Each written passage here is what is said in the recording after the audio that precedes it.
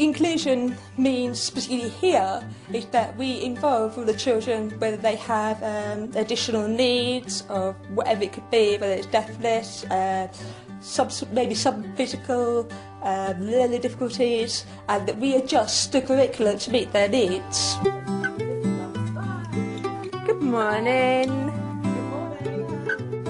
Sarah Jeffrey works at Icknield Primary School in Luton. She's been teaching in mainstream primary schools for 8 years. Profoundly deaf herself, she took a certificate of education for teaching the deaf at nearby University of Hertfordshire. Now she's teaching in the deaf unit at Icknield, one of the largest providers in the country for deaf children within a mainstream school. Some of the children whose needs are not being met, they come to me for literacy and maths only. World, good. Michael, for example, has only just recently arrived to this country, and so he's still picking up English and learning to sign. But he's actually quite clever. Who do you think wrote the book? Maya. She's very good at speech, good understanding. She just needs more encouragement to use her voice and to try. Very good. Thomas, his learning is very different from the other children, and he needs a lot more support, a lot more help. That's right. Why do you have numbers? Wait. 4. Salah is working at a similar level to Thomas, and he needs lots of repetition, going over and over. Judy Hort is the Disabled Students Coordinator at the University of Hertfordshire.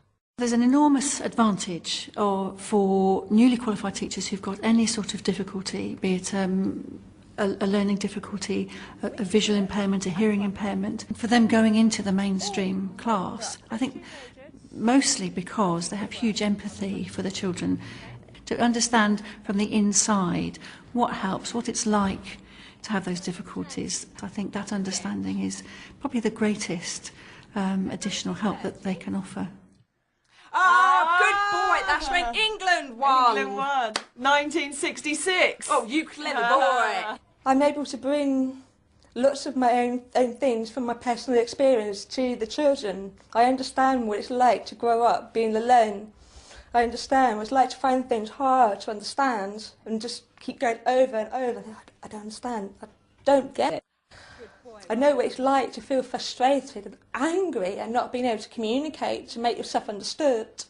And I feel that makes me someone that they can talk to. What page can I find teams Good. to watch? Okay, have a look. Teams to watch. I think the advantage to parents is enormous. To meet a successful adult who has been supported, worked through the difficulties that their child has, I think for one thing it's hugely encouraging. If you know that the professional looking after your child knows exactly what your child's going through, the comfort and support that would give a parent is just enormous. What happened? There were lots of bombs.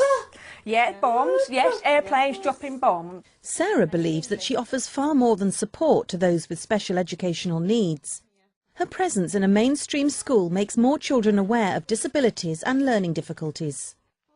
Made them realise they had to think about my needs within the classroom.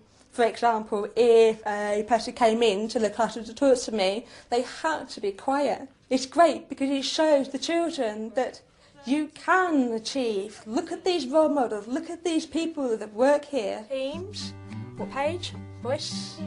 26, good girl. This is it, this is the... When you see them understand, like, oh, yes, see that light go up in their eyes and you know that they've understood and you've cracked it. It's just, wow, there is no other word to describe it. It just gives you such a feeling inside.